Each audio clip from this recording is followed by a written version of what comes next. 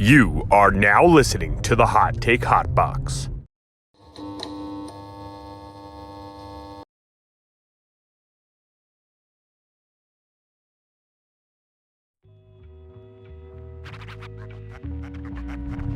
You are now listening to the Hot Take Hot Box. Stop our show. You are now listening to the Hot Take Hot Box. You are now listening to the Hot Take Hot Box. Ladies and gentlemen, welcome back. Hot Take Hot Box. My name is Matt McSweeney. I am joined by Ty Capone. We have a new Sixers head coach, and it honestly turned out better than I thought. I think both of us thought when we did this podcast about 2 weeks ago. Nick Nurse, new head coach of the Philadelphia 76ers. Phillies continue to just be there. They really have made no waves whatsoever. The Eagles, the Flyers have a new president of hockey operations, which actually we couldn't talk about. We didn't. The old pre-show meeting, which is usually a minute long, we didn't talk about that, but we can talk about that. And your favorite team, the Boston Celtics, falls short of making history. It is not his favorite team. I won't put that on anyone that I like.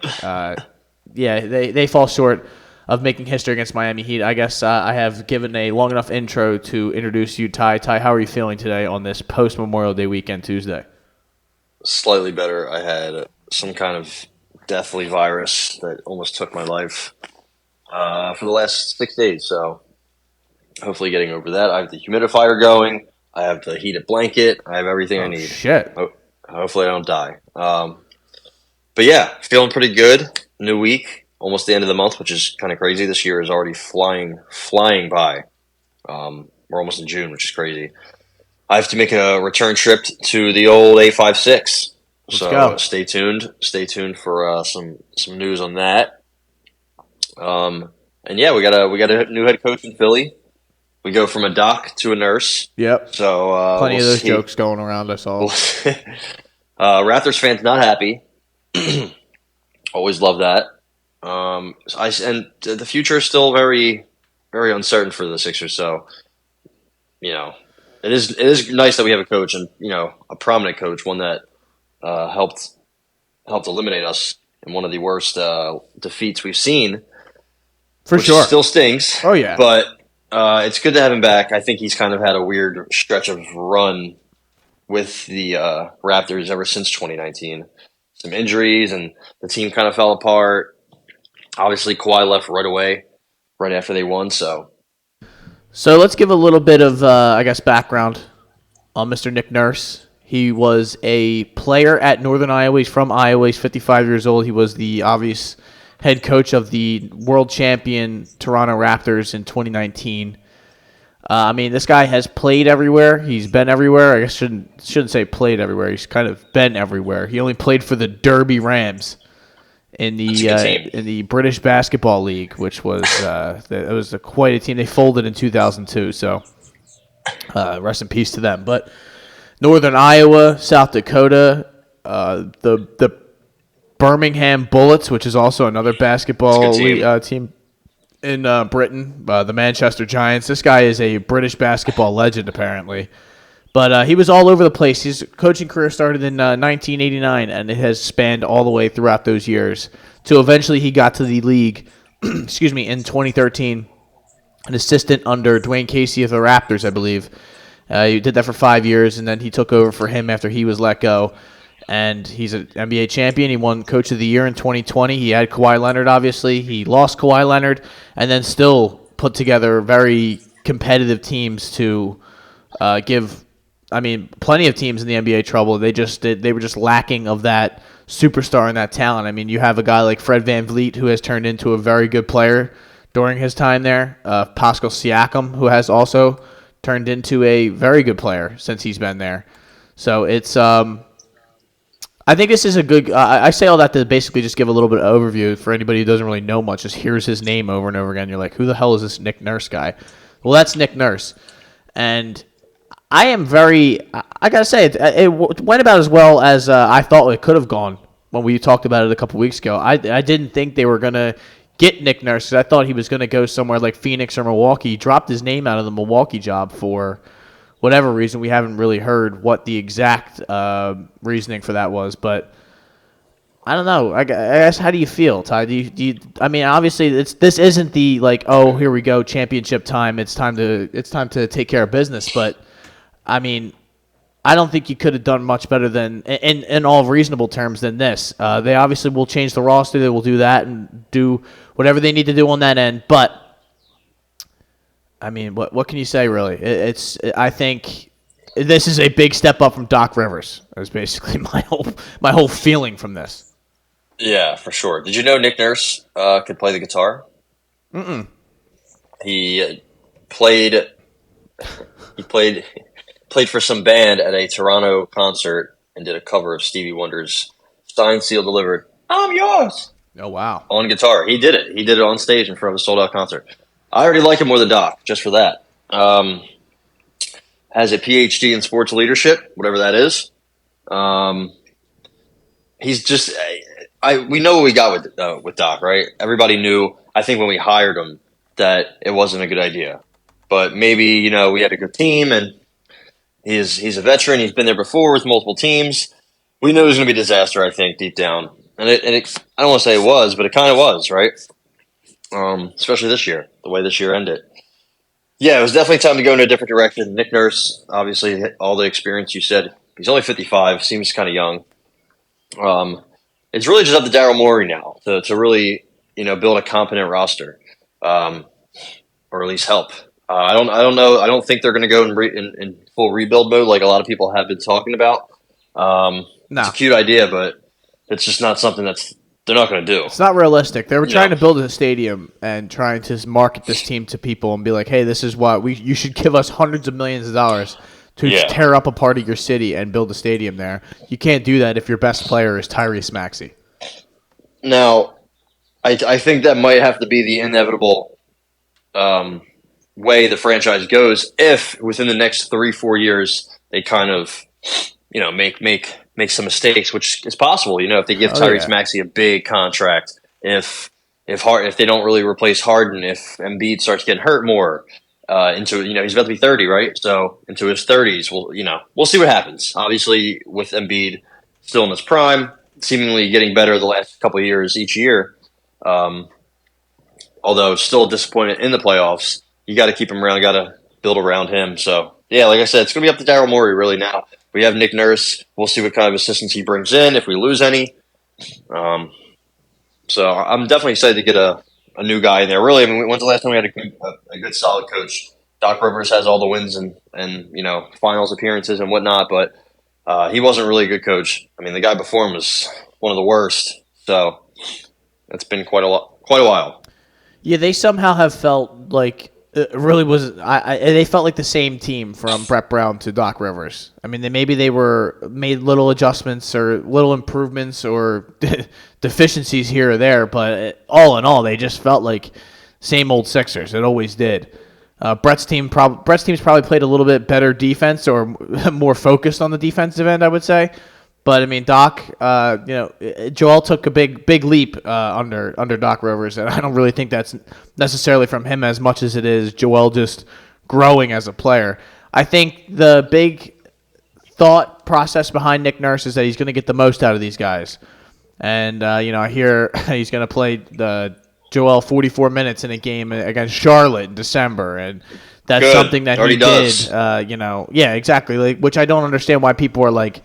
I guess that's non-Sixers fans who are just trying to kind of shit on the hire, but it's like just typical trying to make jokes saying, "Oh, by game 45, Embiid's going to be hurt." Listen, that happens every year. Like you're telling us what's already going to happen. It's saying he's going to play a lot of minutes and he's going to ride Embiid. Yeah, probably. If he's not given a feasible backup, if Montrezl Harrell is the backup center that Nick Nurse has handed, I'm sure he's going to play Joel Embiid 40 minutes a game. Like, you know what I mean? Choice. So. Yeah, and Embiid obviously would probably play 48 minutes himself if it was up to him. So, him and Daryl Morey have history.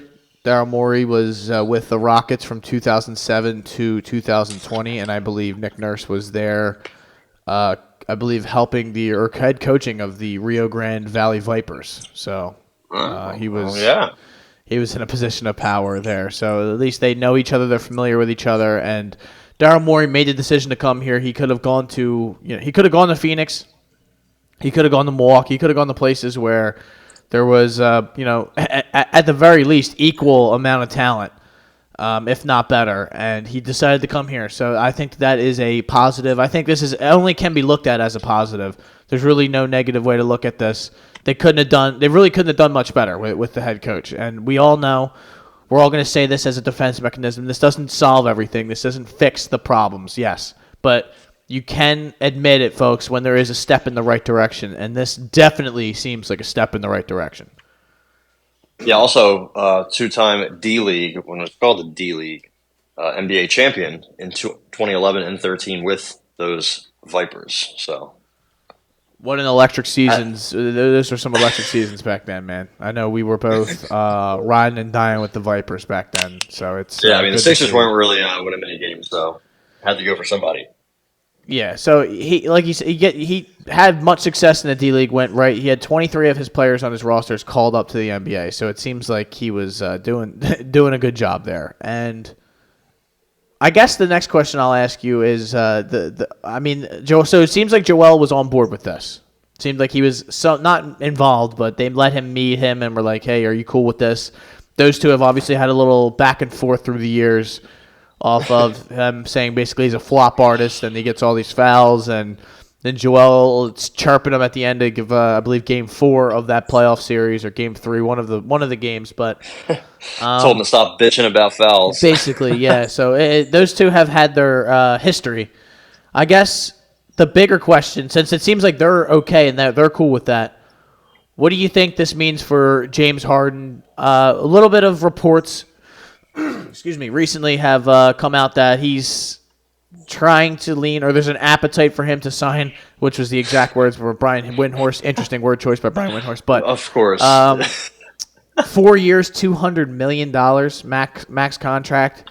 He would be, 37, 38 by the time that expired. I personally have no appetite for that whatsoever. That actually makes me ill and sick to my stomach. So I guess I'll ask you, Ty, do you really believe any of this discussion that he's going to go to Houston and that they're going to sign him to a max contract? I mean, I think he would go there if they offered it to him, but I just, for the life of me, don't understand why the Rockets would want to do that to themselves. Yeah, I think they have the flexibility to do it, but I feel like it would be a smaller term, smaller year, maybe like a 300 or something. I don't know. I don't know really how teams value him. I don't value him that high. I know he had that 40 something points in game 1 against Boston. 45 and then 42 in game 4, I believe. He definitely still has shot making ability. Definitely has playmaking ability. But the defense is still something you are just going to have to live with because he doesn't play any, and he just never will. He's also now, if he wants to, he's older and slower, so it's really not going to matter. He's still a strong body, but like, how many times do we see him fall asleep on back screens? You know what I mean? Especially in the playoffs, that's just free points that just can't happen. Same thing that Duncan Robinson and the Heat did strongly in Game 7 to Boston was back cuts, exposing Al Horford's old slow self, which is awesome to see. Harden's still definitely capable, but you're probably going to get a lot of turnovers. You're going to get a lot of games where he doesn't do much offensively. He's not going to the free throw line as much. He does a lot of drive and kick, which he leaves a lot to be desired. And if you give him 4 years, you give him he's 4 not years. $200 million. He's not that kind of player anymore, man. I think it's feel like pretty he's simple. Just He definitely be a has the one-year ability. Deal guy. Yeah, but I would, if I were the Sixers, 2 would be okay with me, or maybe maybe 2 with a player option for a third or something. It's not even really. It's just more the 4-year max. I don't think he's worthy of $50 million a year, a max contract. I haven't given Embiid that. That's what. Yeah, but I have a tough time. I think can help this team. I really, unfortunately, think that they are kind of screwed in the sense that I would love to walk away from the table and not have him and just let him walk and be done with it. But we're in such a cap problem that we kind of have no choice but to bring him back. And I just want it to be on the right contract, and I would be willing to let him walk if it's really like if it's you have no choice. It's either me going here for 4 years, 200, or I'm going to go to Houston for 4 years and whatever 180. Yeah. It's probably be a little less, but yeah, I'll drive you there.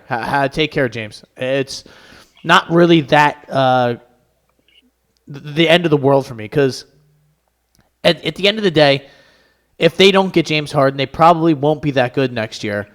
They will probably be a 4 or 5 seed, and they will probably lose in the second round, right? It would probably be the same thing. But at the very least, they will have that flexibility, and they will have Tobias Harris's contract coming off the books next year, and they will be able to make some big plays for some free agents in that class, which is not a – I mean, I don't ever like when people are like, oh, well, we can save money. We can get Jaylen Brown. You know, it's like, listen, that's not going to change what's going on here.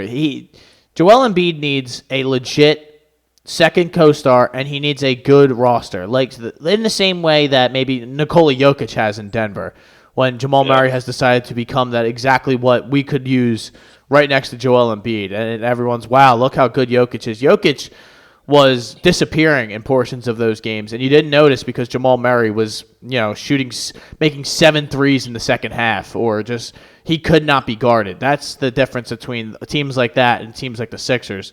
When Joel goes to sleep, nobody picks up the weight for him. It's just we just look horrible. James is dribbling in, throwing it out of bounds, dribbling in, trying to draw a foul, dribbling in, throwing it off the backboard. Okay, like the same problems we talked about a couple weeks ago, and you can go back and listen to that raw, angry podcast that me and Ty did, where we just kind of just vented our feelings out about the Sixers that day.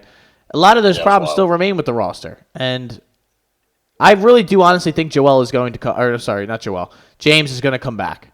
I think Harden will somehow come back here on a deal that we won't like, but it won't be horrible, if that makes sense. Where do you well, I guess I would ask you where your gut tells you what's going to end up with him. I think he's probably gone, but I guess he maybe goes a new to coach. Yeah, I think he does. Honestly, I think him and Daniel House probably go back to Houston. They can go have fun at the clubs over there in Houston. He's going to be 34 by the time he dribbles a basketball again. Yeah, so he has a player option. Harrell and Daniel House, for some godforsaken reason, have player options as well. Yeah, man, if he really wants that 4-2-10 or 400 or whatever, 200, I don't know. I really don't see a market for it. Me either. Like I don't, but Jaylen Brown is going to get a 5-year, $295 million supermax from the Celtics, possibly, which is insane. Just quite insane to even think about. And they also need to give Tatum a 5-year, $310 million extension next offseason. So they're going to be in a little bit of trouble too. I'm good on Jaylen Brown. He can't even use his left hand.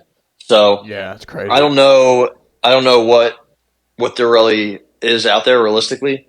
I love Bradley Beal. I just don't. I don't see him as the number 2 that Joel Embiid needs. I feel like Joel Embiid needs a 1A or a 1B rather than a sidekick. You know what I mean? I feel like he needs somebody to kind of help carry him. He's really not been a playoff performer much at all. I mean, the Atlanta Hawks series, he didn't do shit. That was pathetic. I know a lot of people blame Ben Simmons because he had 0 points that game, but Embiid has really had his struggle this year. Just not trying and then blaming other people. Damian Lillard is the clear number 1 choice, but I just don't think they have the number 3 pick. They have a couple of stud young guards. I don't really think they're going to be eager to move him, but I'm not too sure. I just don't know what else there is to really do. Chris Middleton, you want to go out and get him? No. He's like 33 himself. You know what I mean? So. I'm not sure. It's just going to have to be some kind of trade option. I mean, do you want Chris Paul? Would you like Chris Paul? I mean, yeah. So, only in that, in the sense that if we can get out from under James Harden and get something back for him in a sign and trade, that's the only situation. I wouldn't like to do that, but for just next year, yeah, it wouldn't be the worst thing. We would still stink, but I think it's basically just like it's the same thing. It just kind of keep it losing his contract. Unfortunately, does nothing for us, which sucks. But if we didn't have Tobias Harris, then we would have a lot of salary. So maybe in that situation, he'd be able to flip Tobias Harris and trade a first round pick with him to some team to kind of just salary dump him. Who knows? I think you definitely. I think you have to offer Maxey up to one of these teams to try and get a superstar to come play with Joel. I think you got to go for it, man. I really think you can't just sit here and try and build this organically. I know some people would like to do that, but Daryl Morey is not built for that, and nor is the way this team is constructed right now built for that. We don't have. You're not going to build all this young talent. These guys don't draft well. You can go through Daryl Morey's draft history and draft record. It's not great. He hasn't really found a lot of great players, and he really didn't even draft Tyrese Maxey. So, I guess they're going to have to go for it right now. It just depends on what is he going to do, what can he pull out, what is available for him to kind of shuffle the deck here. And I mean, a lot of people would say it's basically just shuffling the chairs on the Titanic. I mean, probably, like you said, like it probably does end up in us trading Embiid in a couple of years anyway. But right now, it can't be thinking like that. We have to go out and take care of business right now. Yeah. Would you trade for Lauri Markkanen? I think the Jazz are probably going to want to rebuild. I don't think. I mean, what would the price be, right? Yeah, probably whatever first rounders we even have at our disposal. I just don't think it fits well, picks, unfortunately. Jaden Springer. Yeah, I don't know. I think we have to try to hit the trade market, but there's just not, what deals really make sense. I really think Bradley Beal would make a lot of sense. I just don't think that really gets us over the hill at all. I think if they have James Harden as well, like if James stays and they trade for a Bradley Beal, like I think that's our best chance to maybe get over. I'm not even talking championship. I just want to get to the Eastern Conference Finals. That has been my goal for the last 7 years, basically, at this point. I just want to get past the second round because they told me when I was in high school, and that was 10 years ago, that the reason we traded everyone – that made you feel old, right? That when we traded everyone, when we walked away from the Iguodalas, the Lou Williams, the Thad Youngs, the Elton Brands, that we were going to get past the second round. Where this team is topping out of the second round team. We can't do this anymore, man. And I was all in. We all were. Now we're at the point where it's like we're still in the same spot and nothing's changing, man. It's these guys have easily been the most frustrating team of my entire lifetime. And they probably will when I eventually perish from this earth. That they will be one of the reasons that I perish probably earlier than I should, because they have just broken my heart so many times. You mentioned Nick Nurse being here has just brought back in that heartache that I felt after they lost that Raptors series the way they did. It still stings me. When people were posting that video, I have to instantly scroll Pele through. I get PTSD. It's just the sound of that ball hitting the rim over and over again. And the announcers just acting like they themselves just won the championship. Terrible. I'm reliving it again right now, but I guess let's get back on track. So, I mean, we're basically saying it's got to be a trade, right? And unfortunately, if you're getting a guy like a Bradley Beal, you're going to probably have to give up Tyrese Maxey, right? I mean, unless you really think that people have to believe that Maxey's going to take this enormous step next year and become one of on the level of a Jamal Murray or even a Jaylen Brown. Even though he kind of stunk last night, he really did. You can't say he didn't play better than Tyrese Maxey in this series against us. So, do you think does Nick Nurse activate Tyrese Maxey to a point where he becomes this all-pro kind of player? Because that's what he's going to need to be if you want to keep him. I don't think so. I don't at all. I really do like him, but I think you might have to decide between him and Harden. Like, I don't know if you can necessarily go forward with both of them. I think you might have to deal Maxey for somebody else while keeping Harden, or if you don't sign Harden, you must really have a lot of belief in Tyrese Maxey. If we were to give Harden a 3-4 year deal, then we would also have to give Tyrese Maxey an extension soon. I don't know when maybe next summer. I think it might be wrong, next summer. It's coming up. It's coming up. And that's going to be a dollar figure not many of us are comfortable with. No. Especially, when he doesn't take another step or any other steps that we are apparently anticipating, then it's gonna look really bad, But He can't play we point shall guard, see. man. He's like 6 foot. He's a little bit over 6 foot, maybe 6'2", 6'3", and he can't play point guard. He can't run the position of point guard. He can shoot. Yeah. He can dribble. But running the offense has never really seemed like a strong suit of his. But again, I would like to mention that we haven't really given him an extended chance to do so, right? It just seems like in his opportunities, he hasn't really shown that's not in his skill set. Yeah, a lot of time people complain about opportunity. Well, to get opportunity, you have to really show something there, and I don't think Maxi's a lead ball, lead guard type.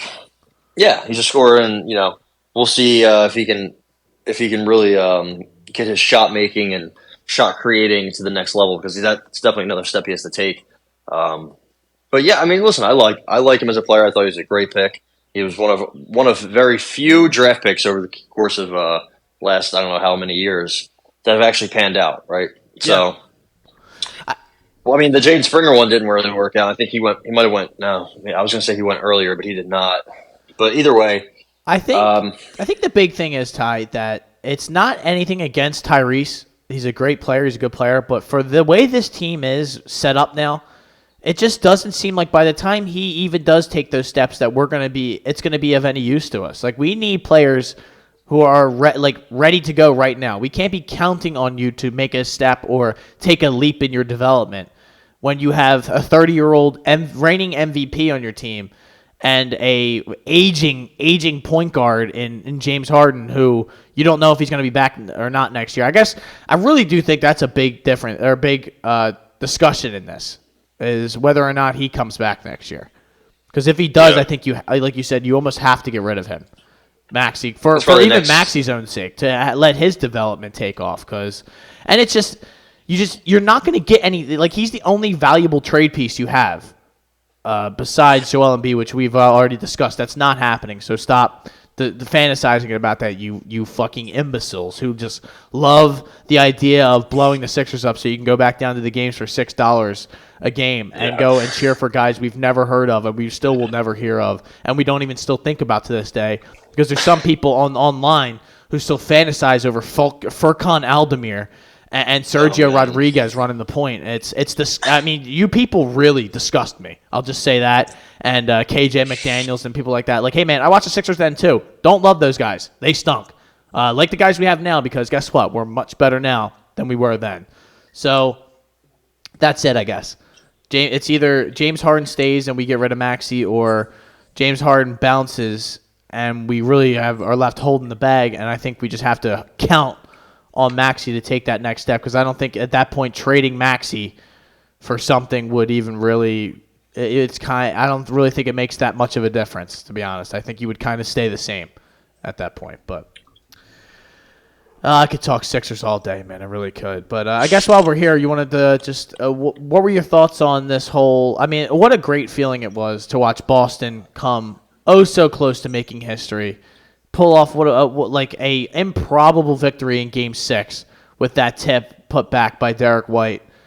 And you thought, man, I mean, I know I did after that game, wow, they're really going to do this. I mean, they just went into Miami. They stole that. I mean, they gave that game up and then stole it back. I was like, this is brutal. What an awful way this is going to happen. I mean, not only do they take us out and they embarrass us in Game 7, they're going to make history the next series and be the first team in NBA history to come back from 3-0. But Miami didn't do that to us, Ty. They helped us out. They went in and they dog-walked the Celtics in Game 7, very similarly to the way they did to us. Of course, not as embarrassing. Neither of these teams have laid down like dogs the way the Sixers did in their Game 7. But Boston comes up short. The excuses are being made left and right. Miami and Denver in the finals. I guess all your thoughts on everything that transpired over the past week. And the Nuggets obviously dominated the Lakers, which, then LeBron wants to retire. But everybody knows he's not going to retire. So I guess I'll ask you for your thoughts. Yeah, Robert Williams was apparently throwing up during Game 7 with a stomach virus. So, also Jason Tatum, I think he injured his ankle literally the first play of the game. Once that happened, I was like, damn. this doesn't look good. And then he was just he couldn't move. Even when he would try to pass it, he couldn't even like put force on his ankle to just will the ball to his teammate. Like he was just a non-factor.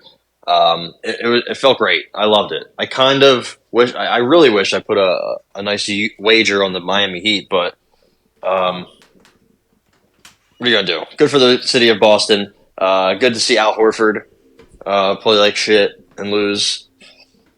Good feeling there. Marcus Smart, obviously, love seeing that. They all just complain. That was my big thing. Jaylen Brown laying an absolute egg in that Game 7, but now everyone's talking about whether he's worthy of his money is a great feeling. Joe Mazzulla probably saved his job by getting it to Game 7, which is great. Yep. I think it's not very good. Couldn't have turned out better for the Sixers. Boston becomes the first city to lose a home Game 7 to an 8 seed in both hockey and basketball in the same season. Awesome. And they were both South Florida teams. Yep. So shout out to the South Florida. Shout out to South Florida and all of Florida in general. We were all Panthers. We were all Heat. I think the Heat get rolled. I'll probably be rooting for the Nuggets, oddly enough. But I don't know. I'll probably root for Miami just because I don't know. I haven't decided yet. I think you're right though. I don't really have a rooting interest the same way I did in the Miami-Boston series. I just I hope the games are competitive. I hope it goes a little longer. I hope it's not what I think it's going to be. I think Nuggets in 5 or 6, probably 5 if I had to guess. So probably Miami will win one of those first 3 games, and then it'll the heartbreaking game will be Game 4 when you realize it's over. And then I think Bam Adebayo is just not good, dude. When I watch him play, when people were talking about Embiid for Bam and all that, I'm like, dude, he's not good, man. He has trouble. He's no real skill. Like he couldn't even take Derek White. He couldn't even score over Derek White literally 5 feet from the net. He had Derek White on him, went up and just missed. He offers you a lot of different things, and he definitely does play to a higher level sometimes, but mainly on defense. Good facilitator. He has a nice little jumper, but he doesn't have the he doesn't even have the confidence either. Because it seems like he's scared of the moment a little bit. He's in a perfect spot though, I think, with Spoelstra and Jimmy Butler and the players around. I mean, look at Caleb Martin, dude. He almost stole the MVP of that conference finals from Jimmy Butler. I mean, that dude played out of his mind. Game 7, he was hitting turnaround shots, this and that. I mean, him, Max Strus, Gabe Vincent. These guys have stepped up big time. Haywood Highsmith in the first quarter was playing well. I mean, unbelievable that he's Sixer out legend. there. Yeah, I was like, is that? I'm watching the game on my phone. I'm like, is that Haywood High? I was wondering, who's this guy that just picked this dude's pocket and took it down the floor? Oh, okay. That's Haywood Highsmith, former 87ers legend. But, listen, I think the big difference of teams like the Sixers and maybe even a team like Miami is the way they're able to develop those players and turn a Max Strus and a Caleb Martin into players that could really help them in a playoff series and score 20. We seem to never be able. Our best guys are Furkan Korkmaz, who can't even get on the floor at the end of the season, or really for the major part of the season. They're just begging to get out of here because they just don't. They kind of hit a wall. They don't go to the next level or get any better. I mean.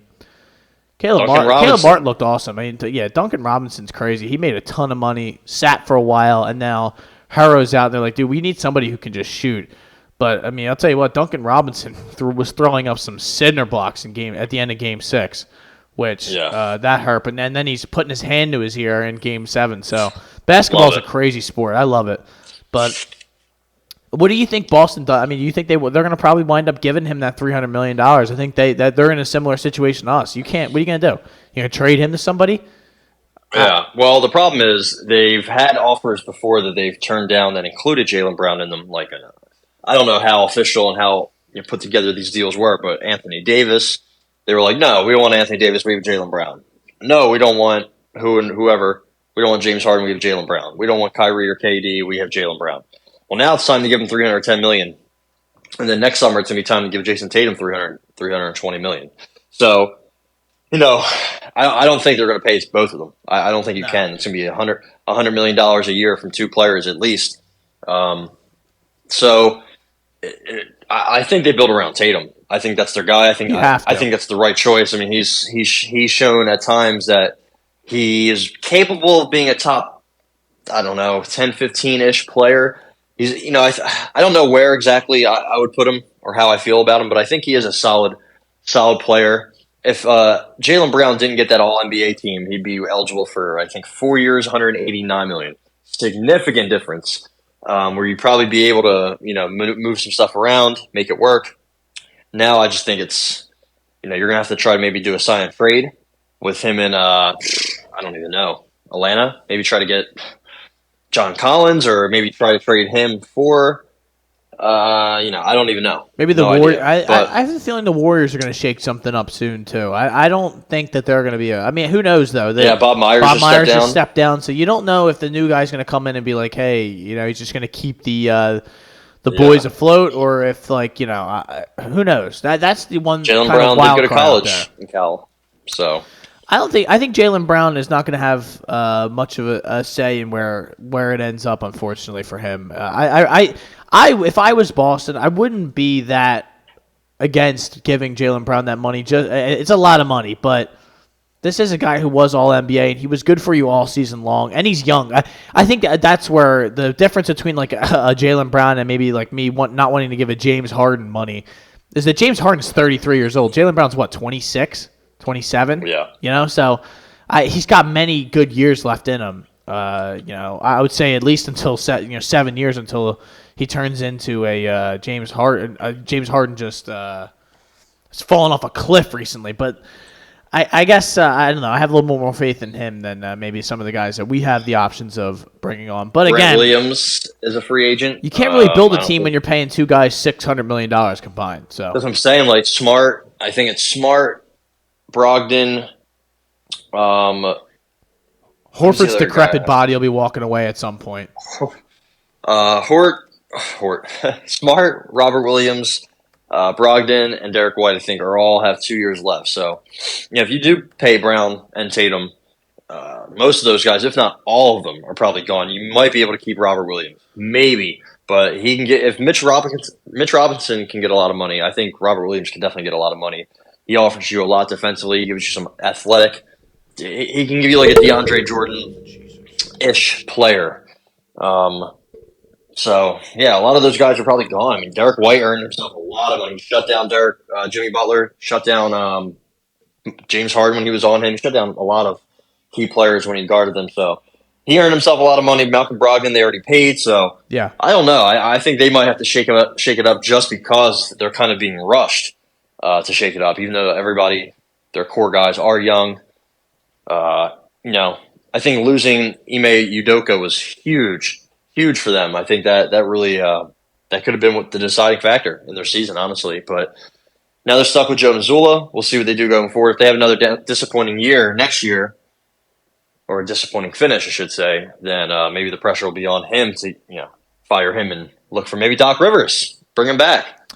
Sounds like Doc might end up. How funny would that be? That would be sick. Doc might end up in Phoenix. I mean, talk about lucking out for that guy. I mean, he's going to end up in the golf capital of the world, and he's going to have Katie and Devin Booker to coach.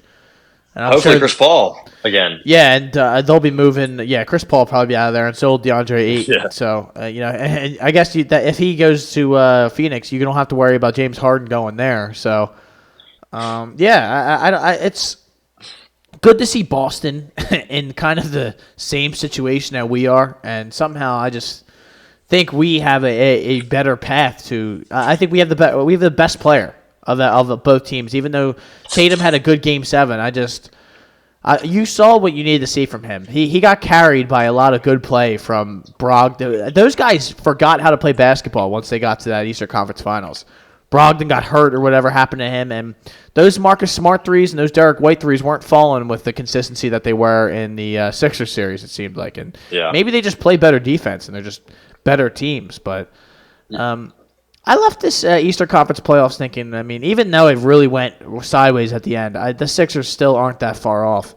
And I'm bought back in again, unfortunately. This Nick Nurse thing has really turned it around for me. It's just it gives me faith again. I'm not saying they're gonna again, like I've told you guys a million times. I want to preface this: don't have confidence that they win a championship.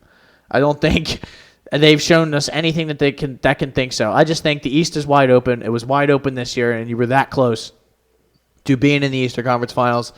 I think you, with a couple little adjustments, and I think Nick Nurse, I like having a psychopath head coach, whether it works or not. He's on the same wavelength that I am, so I will ride or die with him until it goes sideways. So there's that. I'm still doing gloom. So. Oh, I mean, I'm totally with you. Like it's until I have confidence that things are just going to break our way, and until they don't, then that's when I'll turn back into doom and gloom. But I don't think. I mean, I just don't think James Harden is going to wind up going to Houston. I really don't. I don't think it would make any sense for them to sign him to a big contract like that. We shall see. I guess I'm more hoping too, but even if they do, that's fine too. I really think there's a path, no matter what. There is a path. When I heard the reports early in the year, I was like, well, the season's not over yet. 1, 2. I mean, look how good we are compared to how bad Houston is. I know they're probably going to end up with Brandon Miller, which would be a solid. I mean, they're going to have a solid core with Sengun. Sengun, is it Sengun or Sengarin? Sengun or something like that? I'm not sure. Sengun, yeah. Alperen Sengun. Him, Jalen Green, Kevin Porter. I think they have to probably trade one of them. And then Brandon Miller. Yeah, it's going to be pretty good. Tari Eason had a good year as a rookie from LSU. Go Tigers, of course. And yeah, I don't know. It kind of sucks we don't have a draft pick at all in this draft, which is how did that happen? But Sam Hinkie would not have let that happen. No, I can promise you that. We would have a second-round pick somewhere in there, maybe all of the second-round picks. But, yeah, I guess maybe I'm a little, not confident in him actually wanting to go to Houston and them also wanting him to come back. I don't know. I don't know if they would, how they view him. What if he stunts the growth of their young guards? Because Brandon Miller is a ball-dominant wing. He's a big player, but he, wants the ball in his hands, does well with the ball in his hands. If that's who they pick, if they somehow end up with Scoot Henderson, which I doubt, but if Brandon Miller were to go number 2, Scoot's another ball dominant guard. So, do they really want to bring back an old James Harden who still, has some of the same tendencies? No. When some of their best young players are guards. So we'll see. I'm still not really sure. I guess maybe I could see him wanting to go back. I could see him wanting to go back. For sure, Right. That makes sense. If I'm the Rockets, I just don't know why I would want him specifically to come to Houston. But, yeah, I mean, maybe they just – especially for the money that he's going to want. If it was like a 2-year deal, and maybe he helps them grow or whatever, and then by that time they can get a real, guy that's more on track with them. Maybe, not Jaylen Brown, but somebody like that, like a younger guy who's going to be available, was an all-pro. He comes into the fold, and then they take that next step. I think with James Harden, even a 4-year deal, you're at max a play-in team, or you make the lower end of the playoffs and you get worked over by the Grizzlies or somebody like that. So we've seen what James Harden does in the playoffs and in elimination games. And he's getting older. So so if he's your number one guy there, basically, and you're hoping that these other guys take these steps, I have a tough time believing that. I'm just holding on hope that the Sixers get Damian Lillard, or Damian Lillard becomes available, or they can get a Bradley Beal, and they can have a somewhat of a big three that kind of just give support to Joel Embiid, and maybe Maxey maybe bring takes that next Westbrook step. in. No, thank you. That man's cooked. So I guess we should talk about the Phillies and just the MLB in general. Phillies 25-28 at the moment. They are 6.5 games back of the Atlanta Braves, who they just split with after Dylan Covey came in on Sunday Night Baseball. That was brutal. And got destroyed. That was one of the most embarrassing. Dodger legend. I'm just chilling there watching this on TV, and I'm like, okay, well, don't have to worry about that for the rest of the night. I can just check out on that and can go about my days. They are only 2.5 games up on the Washington Nationals. It is. It's not the end of the world right now. They are still within shouting distance of the Atlanta Braves, and you can tell they're not that far off skill-wise for sure from them. But it's they've just have had a big-time struggle playing consistent baseball. Their starters have been pretty bad for the most part. They only have 2 starters, essentially, with Wheeler and Nola. Taijuan Walker's giving you some good stuff. He's really just hit or miss. Rangers not ready Really to go hit or yet. miss. And they don't have a fifth starter, and that has killed them because then they go to guys like Strom, who did a good job for a while, but then they put him back in the bullpen, and they barely use him now. I guess they're kind of trying to save his arm for later in the season. They don't want to cook him, but now, I mean, Bailey Falter couldn't get the ball across the plate. I'm sorry, he could get the ball across the plate, 92 right down the middle. And guys were having their way with that, similar to Dylan Covey throwing batting practice on Sunday Night Baseball. So they really just need to find a fifth starter option, and it's very similar to old school Phillies, which I know you're familiar with, although you are not a devout fan. You've been around here, you followed them. Your Dodgers are in first place right now. Congratulations, but They're having a very down year in first place. Actually, funny enough, they are brutalized with injuries. They have a starting five. They have a starting rotation on the injured list. Walker Buehler, Dustin May, Julio Urias, Kershaw was on it for a little bit. Tony Gonsolin was on it. It's been rough. We have Noah Syndergaard out there. We have to pretty much settle with Noah Syndergaard, throwing him out there every 5 days and saying, he's going to give up 5 runs or 6 or 7 or 8, but we need at least 5 innings from him. And that is just terrifying. So I think they need to make a trade, get maybe Lucas Giolito from the White Sox along with Tim Anderson, or Corbin Burns and Willie Adames from the Brewers. Willie Adames, did you see what happened to him the other day? no. He got hit. He was standing on the top of the dugout, and an absolute smoked line drive foul ball came in and hit him right in the face. Oh, that's It's awful. one of the first times I've really ever seen that. He wasn't looking, and then he turned right before the pitch was thrown, and it just got. I mean, it was crazy. I've never seen somebody at the top of the dugout get hit in the face with the ball. Really, I mean, Is he okay? you'd think it would happen more. He has left us. No, I'm kidding. I think he's okay. Christ, I think he's yeah, okay. Jesus. I'm like, I would He have did heard go to the that. I hospital. thought, like, But it was pretty brutal. But I think we need a shortstop and an arm. I think the Phillies are going to be in the market for an arm. seems like Like the you White said, Sox are going to blow it up. That's the thought. They should. Amongst everyone. They should always blow it up. They've year after year. I think hiring Tony La Russa really set them back. But yeah, the Phils are going to need. They're probably going to need a bullpen arm too. I think Jose Alvarado is a stud. I think Gregory Soto. I know he has some issues here and there, but I think he's got some nasty stuff. I think you can pretty much count on him most of the time. Not all the time, but relievers are very odd people. For some reason, they still have Craig Kimbrell closing games down. I don't think they should keep doing that. He is striking guys out still. He's throwing 97. I think that's the big thing. They just need somebody out there he that is. they can trust to throw strikes. The problem is he's still giving up 2.25 home runs per 9. That is not good. Well, Almost about 5 his ERA was blown up from that one performance out in L.A. where Sure. Max Muncy hit an absolute dick missile off of him to finish the game with a grand slam. We know too much about Mr. Craig Kimbrell's antics as we had him last year. His FIP, Fielding Independent, I forget what the P stands for. Pitching? Yeah, there you go. Obviously, it's pitching. What an idiot I am. It's lower than his ERA, which is good. But he gets rocked sometimes. He's a very odd pitcher, but I think he's been so far. Andrew Bellotti and Connor Brogdon, I thought they were both kind of nasty last year. Haven't really played well this year, pitched well this year. Same thing with Sir Anthony. I feel like he hasn't really been his usual consistent. self. Yeah, no one's really been consistent. Relievers are odd. I mean, even Aaron Nola. His strikeout numbers are down. His home run numbers are a bit up again. Zach Wheeler's been having a good year, but how much longer can you count on Zach Wheeler being you carrying the pitching staff? Aaron Nola for sure has top of the line stuff, but when he's firing 92 down the middle, it's not great. Also, like you said about Taijuan Walker, very inconsistent himself. His ERA floating in the 5s. Ranger Suarez still, not himself yet. I think they should maybe. I don't know if Andrew Painter gets the call, but I feel like maybe by September he can be maybe give you some innings out of the pen or something. We've seen some teams. The Angels have called up 2 of their top pitching prospects, even though they probably weren't ready. What was that guy's name? Like Ben Doyle or something? Yeah, that guy was just Ben Joyce. Yeah, Ben Joyce is throwing sinkers as hard as he fucking can. That's what the Phillies need.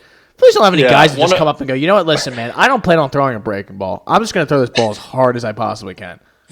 Yeah, and the Dodgers have done it recently. They called up Bobby Miller. He's out there pumping 100 every pitch. Maybe right down the middle, but you can get away with throwing 100 down the middle sometimes, as long as you throw that hard, even if it doesn't move that well. So if Mick Abel or Andrew Painter are ready to give you some kind of consistent innings, if you are making a playoff push, again, that's a long ways away. Who knows? So what many happens in games between left, then. man. Who knows, right? Do the Phillies have any serious injuries that I can think of off the top of my head right now? I mean, Rhys Hoskins was the one that's kind of hurt them. I think Yeah. they're going to have to get a first baseman at some point, or at least another power bat to maybe even if a guy has to play third and you keep Bohm at first. I just think you need to get a 1-year problem solver, or even if you want to go for the future and get somebody, and maybe you'll let Rhys walk at the end of the year, unfortunately. But you have to do something to help this team this year. So I think you're going to need a bat.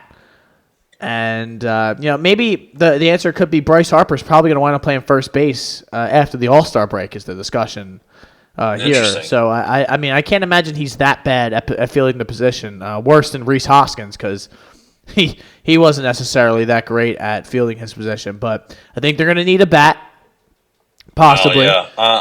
And I think they're definitely going to need a pitcher, a starting pitcher. And I just don't know, where they're going to get it from. I think the Athletics are going to have some guys available. I just don't know if anyone really wants any of the guys on their team. I was going to say, do you want anybody from that team who's about to set a record for highest team ERA in world baseball history? They just dominated the Braves last night, so thank you for that. They did. But you're right. I mean, what really is a redeemable piece from an 11-45 baseball team?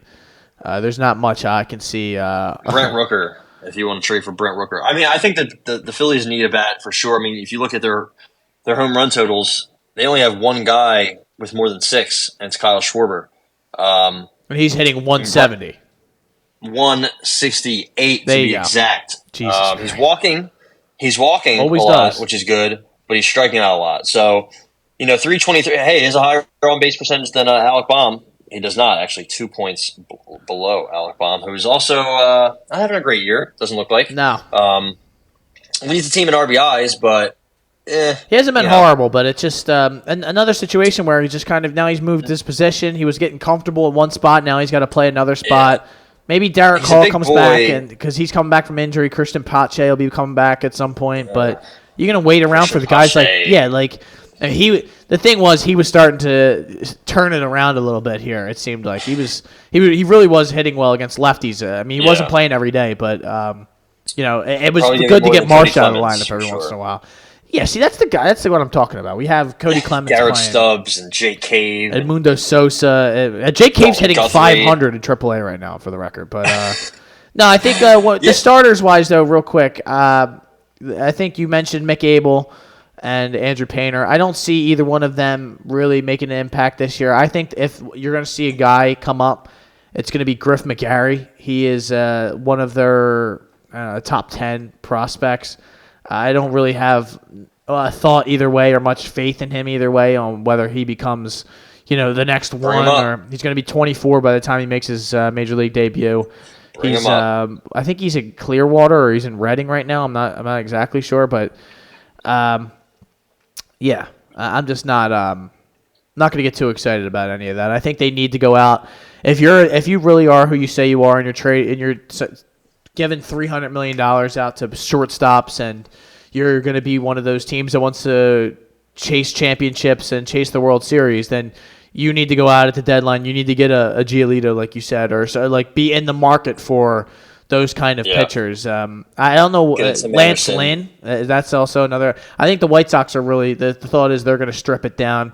I think the Rockies are going to have some available guys. I don't know who you would want, but it's still early. It's still only June, and a lot can change in the next month if somebody takes a tail slide backwards and, this guy becomes available, or that guy, or, you never know. So I guess it definitely looks like they need some bats, though. Their bats have just not been really performing well. JT Realmuto having a down year. I mean, 3 home runs. He's not walking really at all. Bryson Stott, I think he's fine. He's cooled off a player, little bit. But he's cooled off. Trey Turner has still not really been able to turn it around. Pardon, no pun intended there, but I think he's somebody you count on, right? You count on him. Nick Castellanos, yeah, Better he's hitting this 300, year, right? but yeah. Yeah. He's at least him, Marsh, Real Muto, Bryce. I mean, Bryce and Trey Turner have like the same WAR, and Bryce has played half as many games, less than half as many games. So He's not fielding. you really need to see, Insane. yeah, you really need right, and you really need more from Trey Turner. I mean, that Yeah. him turning a big second half would be like another trade deadline acquisition, right? So if Pache comes back from injury and can provide something in the outfield, that would be huge. Kyle Schwarber, like I said, really needs to turn it around. Not ask for a 280 average here like some people. He can hit 200, but right now he's only hitting 168. So Yeah. definitely need that to turn around. Alec Baum, kind of the same thing. I don't know, man. I don't think this is this team just doesn't move me. It didn't move me last year. They made that crazy run, but just on paper, stats, eye test, they don't really move me. I don't know. And they shouldn't. You would be a lunatic to sit here and say that this team is going to – I think JT is always good for one hot streak a season, so I think that's going to come at some point in the summer where he starts to rip the ball up, gets his average back up. You know, he'll hit around 250, 260 or something like that, and it'll be called a good season like he pretty much does every season. Boom, he kind of is, again, like we kind of just went through hit and miss. I think you're right. Trey Turner's going to have to make that jump. I think they're going to have to figure out something at first base, whether that be Bryce Harper or bringing in a bat and moving DHing this guy or DHing that guy. I think even bringing in a bat, maybe an outfielder or a first baseman, one or the other would be nice. And I think preferably, a right-handed power bat would be of most use. I think that Rhys Hoskins hole has been left, and I think it needs to be filled somehow.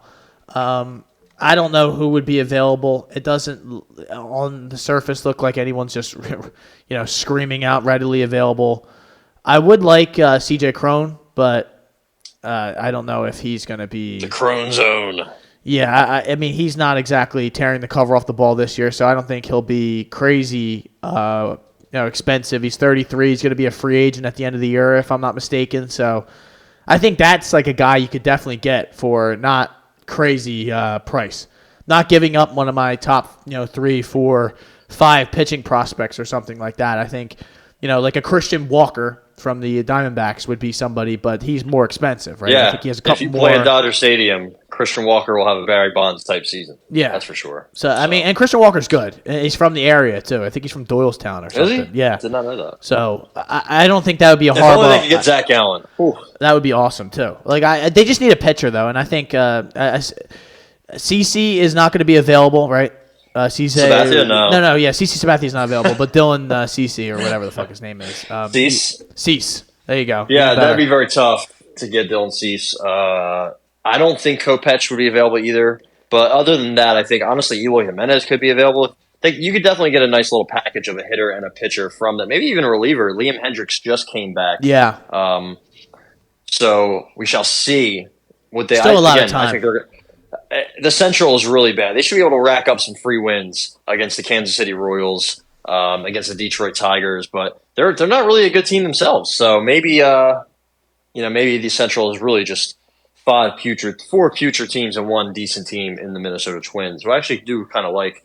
I think a team like the Brewers or Cardinals might also shake things up at the deadline if they kind of fall off. I think the Cardinals stink, honestly, but who knows? They could look to move Paul DeJong, a shortstop. They could look to move Tyler O'Neill, an outfielder, or Miles Mikolas, decent-ish starter. There's pretty much every year in MLB, there's always some movement at the deadline. And I think the Phillies should probably be in the sweepstakes for whoever the top pitcher is.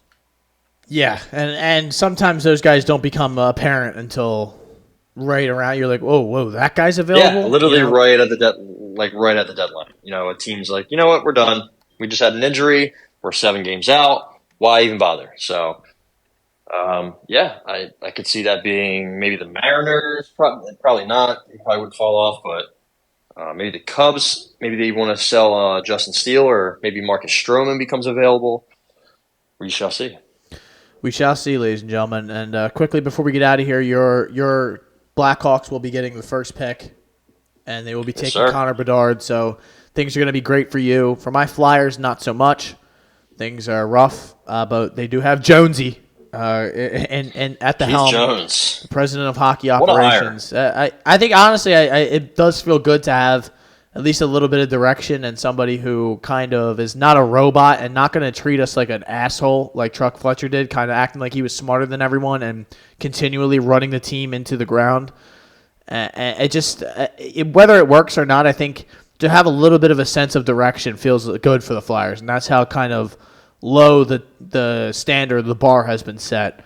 And I think this is a good step of kind of getting that standard back. And it's always good to see our whole, Nick Cousins and Sergei Bobrovsky and Radko Gudas in the Stanley Cup Finals. So, yeah, there's that. They have the 7th pick. They have the number 7 pick. Who do you think?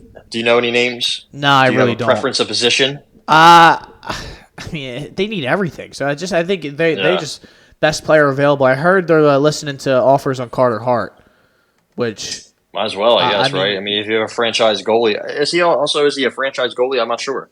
I think you have to listen to everybody.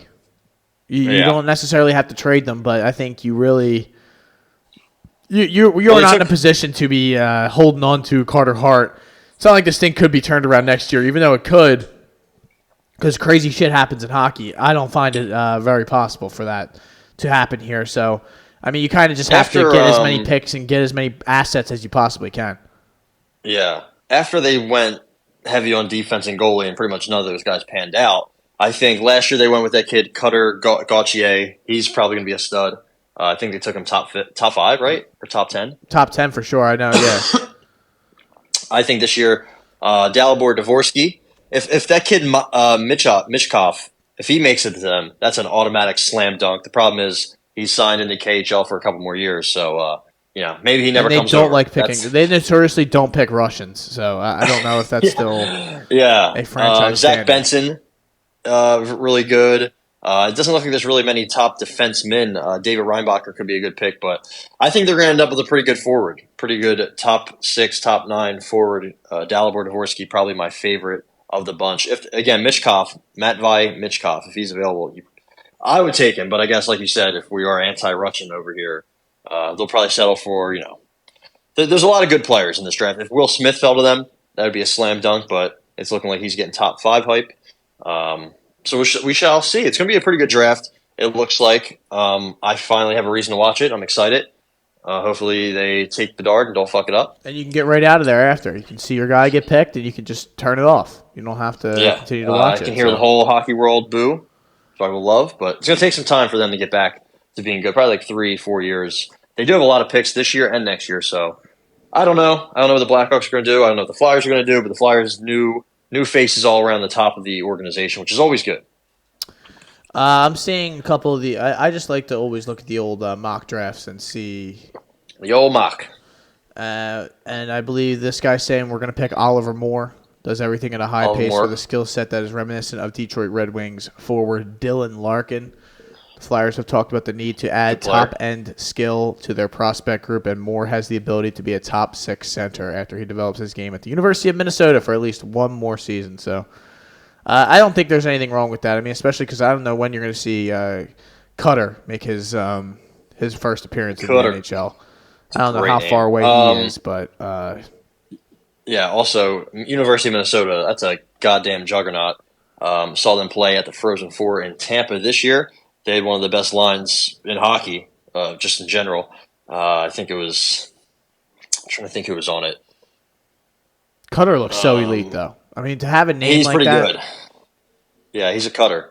Hockey names are just awesome. Sick. But we'll see. We'll see what the Flyers can muster up. Yeah, it's a way far off. I just wanted to give them their mention because I have the first good thing I could say about them. The last episode I did, they called them a dumpster fire, and I went through Chuck Fletcher's whole record as a GM and how horrible he's been. So it's good to see that he's gone. And, thank God he didn't, honestly. One of the best moves maybe was him not signing Johnny Gaudreau as much as I want them to, just to give me something to watch at least, They don't have to be saddled with that unfortunately, the Flyers have been screwed in recent years with guys like Ryan Ellis, who's never going to play again. They're just stuck with his contract. Yeah. That's And, brutal. Couturier blowing a disc out in his back, and he can't play last year. And Cam Atkinson missed a lot of time. Kevin Hayes has missed time. Even though these aren't great players, it's just like whatever could go wrong has gone wrong for the Flyers. And will go wrong. And it seems like maybe for the first time we have a little bit of positivity to float out there. So Two top 10 picks back-to-back years have something to build on. yeah, and I like Cutter. Sign me up for Cutter. And like you said, like they can get somebody. Ryan Leonard is another guy that's on this. Ryan Leonard. I believe I went to school with Ryan Leonard. You may have, but he's also going to school with Cutter this year. So there you go. So that would be Cutter kind of sick to get both of them and have them, bro up here for the Philadelphia Flyers. So we have a little bit more happiness to. Right now on this guy's list, he's the number 8 ranked player. So that would fit in perfectly for the Flyers. All right, let's get out of here, Ty. It's been a great episode. Thank you all for joining us. We will be back later on this week with a MMA episode. We will have a full breakdown of the Amir Albazi and Kai Kara France card, and we will have picks, bets, predictions, everything you could need, and some MMA talk.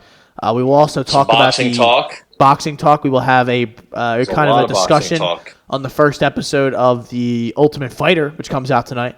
So does come out tonight. I will miss it, but I will hope to watch it. I'll watch it before Friday. Thing. Yeah, you can watch it on ESPN Plus. It's on there immediately. So there you go. I can't wait. I'm excited to see Timur Valiev win. He's my pick of the year to win this whole thing. I can't wait to see the face shove. That's my favorite. I just want to see. I don't want to see Connor act unruly because he's never going to fight. Unfortunately, speaking of which. I don't know. I think he's back in the pool, but I mean, this guy is a booze bag, man. He is out there just partying all day long. Now he's calling Matt Brown a heroin addict. You know what? Let's save all this discussion for the MMA pod. But yeah. Also, real quick, have you watched his documentary? No, on Netflix? And I'll have to watch. Very good, very good. It's a 4-part series. Very good. I wish we could get more. Kind of in the build up to the Chandler fight, if that happens. But like you said, we will talk about that in depth. We will talk about him possibly being the most overrated fighter ever. All right. No, I'm just kidding. I was trying to get out of here before not going to go there. Stuff was not going to go there. Not going to go there. But that's about all. All right, ladies and gentlemen, join us later this week. Thank you for listening. Peace. You are now listening to the Hot Take Hot Box.